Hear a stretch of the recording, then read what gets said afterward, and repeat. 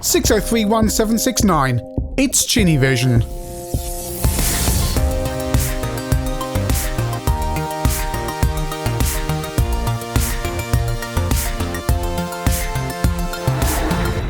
Well, if you know what that number was, then you know what game we're looking at today on ChinnyVision.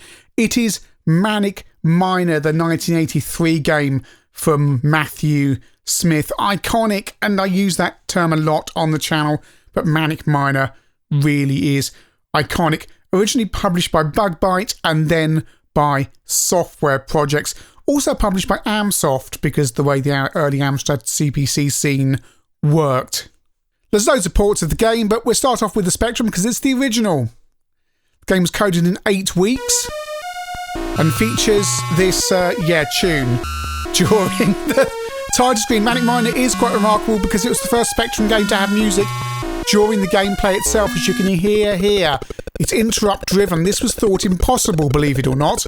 There are 20 caverns, you play Mine and Willie, and you have to collect all the treasure and basically traverse your way through the 20 caverns with all your lives. Over to the BBC Micro, 1984, and the game featured copy protection, a series of squares and numbers that some people would copy out onto graph paper during maths lessons in order to copy the game. Slower on the BBC, the air meter is on the left-hand side. There are differences between the versions.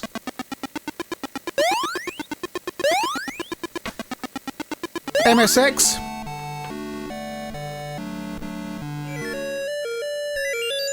First screen is probably one of the most iconic, and again I use that word, screens in computer game history. One thing I have noticed between all these versions is your muscle memories and the Spectrum don't always work on the other versions. This is the Amstrad CPC version published by Amsoft. You can turn the music on or off during the game. It's the closest to the Spectrum version you'll find, barring the final screen, but we'll come to that. C64. If you're wondering what that screen is at the top of the menu screen there, that's the part of the final screen that you escape to. C64 version is very competently put together. All the timings work, but over to the C16 running on my +4. And it's slower and has absolutely minimal sound effects. And, no music either. But it is running in 16K. And it's only slightly cut down. You won't notice it on this first screen. But when you come to the other screens, you'll notice the number of baddies are cut down to save memory. There are versions for so many systems. Amiga, CPC, BBC, C16, C64, Dragon Game Boy, MSX mobile phones, Oryx, Sam Coupe, Einstein, MTX, PMD85, whatever that is, Xbox 360, and of course the Spectrum. This is the Amiga version. 2 versions come on the disc. A copy of the original game that's fairly faithful, and this updated version. The word you all want to hear with a classic computer game.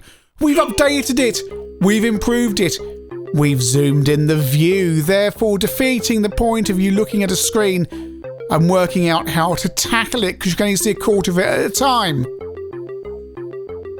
And a music tune that basically loops every 12-15 seconds. Go. And some really annoying samples. Yeah, the music gets on your nerves pretty quickly, and you thought the Spectrum tune was repetitive. The whole point of Jet Set Willy is you start off on a screen, you look at it and go, right, how am I going to tackle this? And as you can see, you look at it and you go, right, how do I do this? With the Amiga version, now you're seeing a quarter of the screen.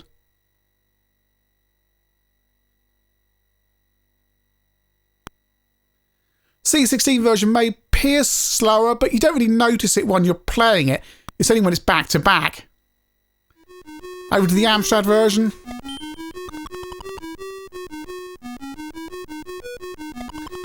There are differences between the original Bug Byte version and the Software Projects version, mainly to do with baddies and the warehouse level, which has different baddies in it, but they play pretty much the same.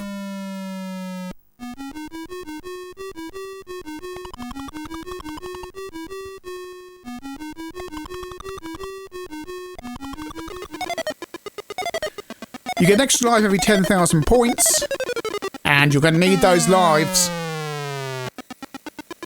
There is no save state unless you've got a multi-phase, so you're back to the beginning when you die. And when you, well, back to the beginning when you lose all your lives, and when you die, the level resets. It is a precise timing game. And pixel perfect in places as well when you need to work out your jumps.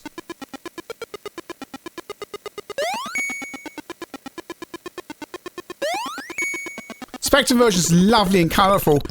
Programmed in 8 weeks by Matthew Smith. He had many more problems with Jet Set Willy, and then with the Mega Tree. Well, that game never came out, did it?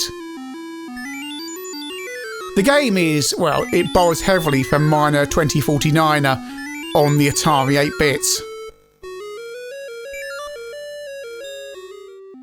C64, trying to finish the menagerie. Abandoned uranium workings. What kind of place is Miner Willy exploring? Jet Set Willy is the follow-up to this and enables you to tackle the rooms in any way you want, go back and forth. It remembers what objects are where. The thing about Manic Miner is that if you play Jet Set Willy first, like I did, then really it doesn't hold that much appeal. It's still a good game, but the game you're attached to is Jet Set Willy, whereas Manic Miner is the more primitive, earlier version. And of course there are so many clones, everyone from Mr. Freeze to, well, Technician Ted and all sorts of other games borrow from Manic Miner and Jet Set Willy. Amiga updated version, you can see how horrific this is. I don't know what they were thinking. It doesn't work, it doesn't feel like Manic Miner. Music's really irritating. Matthew Smith, of course, had no involvement with the Amiga version. Back to the Spectrum, everything is as it should. Oh, what a relief. It's like taking off tight shoes after that Amiga version. This is a level that requires it requires critical timing. You've got to get this section right. Just say, yes, did that. Drop down here, you collect all the objects. When you get the last object, Eugene will suddenly move downwards and block the exit, which comes as a surprise the first time you play the game because you're not expecting it. And indeed, I'd forgotten the first time I ran through this. So you've got to time it right. Eugene is a reference to another program, or was it a boss, a software project?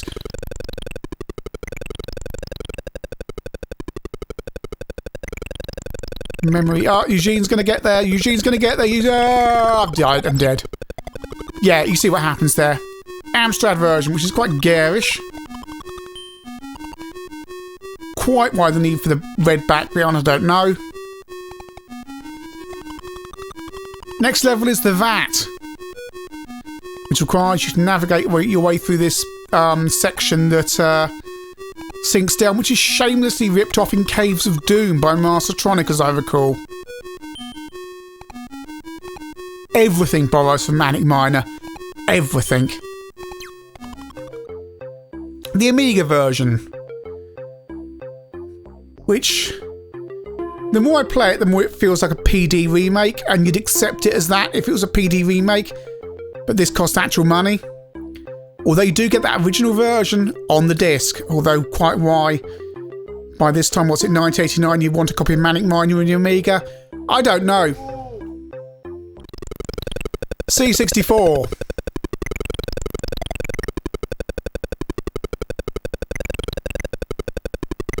The Kong Beast drops into the exit and activates it. If you're playing the Kong Beast level on the C16, the switches are there.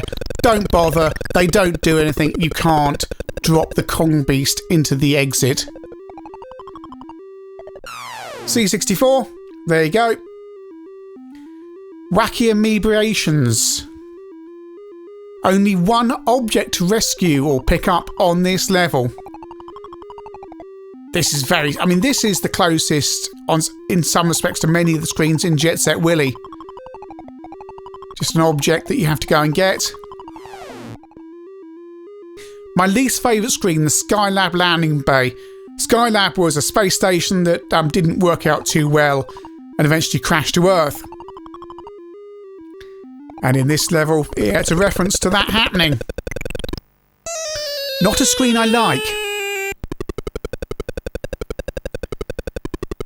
Back to the Spectrum, the bank level.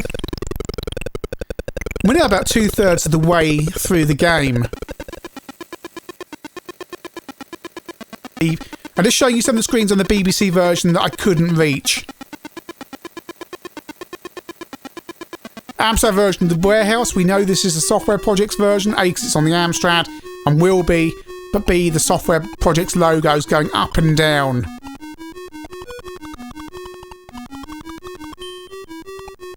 Similar technique needed to the VAT with all the scenery collapsing. So we cleared the level on the C64 and up we go to the exit. Amoebation's Revenge. Another one object level. When playing through this, it's clear the Spectrum version is the one to play.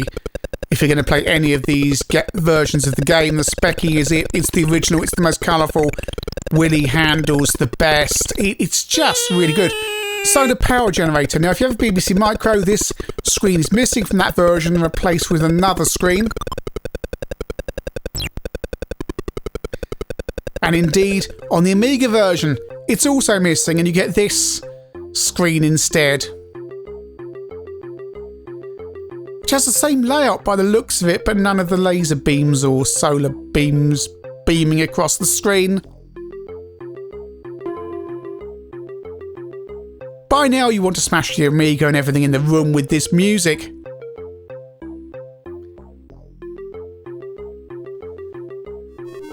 The last screen on the Amstrad, which is different to the Spectrum version. The BBC and Amstrad versions have different end screens.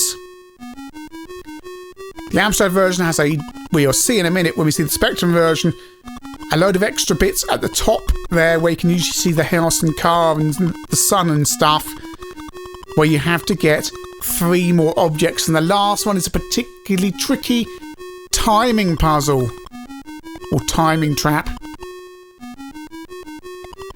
Because the criticism of the game was the final screen was too easy. Here's the final screen on the C64 as it is on the Spectrum. You can see it's fairly easy to do.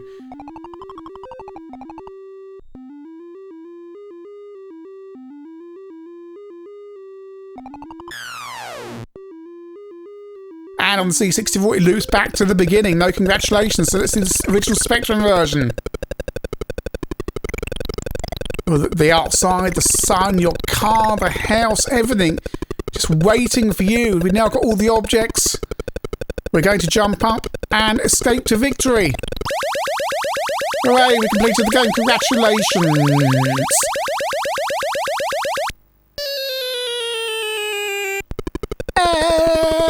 No.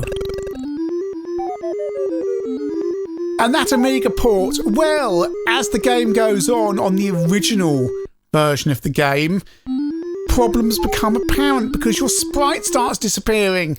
This is a solar power generator room. When your sprite's at the bottom of the screen, it vanishes. So what I thought was a fairly faithful and playable port in its original state is just unworkable when you actually get further into the game. Manic Miner. It's iconic. It's a classic. And I'm going to get straight to the chase. The Spectrum version is the version you want. It's the original. It's the one Matthew Smith coded himself. It's the best. C64 and Amstrad owners needn't be disappointed. They've got decent versions of the game as well. BBC Micro, I find it just a little bit too slow, but it's still very playable. And that C16 version, while incredibly cut down, manages to capture the spirit of the game in just 16K. MSX owners don't get shortchanged. It's essentially the Spectrum and Amstrad versions combined into one. It's very playable. The truth is, whatever computer you've got a good conversion of Manic Miner within the limitations of your machine. Yes, there are minor differences. Yes, the Amstrad version has a much harder final screen, as does the BBC. But aside from that, they're all really, really good. You can play Manic Miner on the machine of your choice, basically. But I do say this, if you want to check out this iconic game, then you want the Spectrum version. And everyone should play Manic Miner at least once.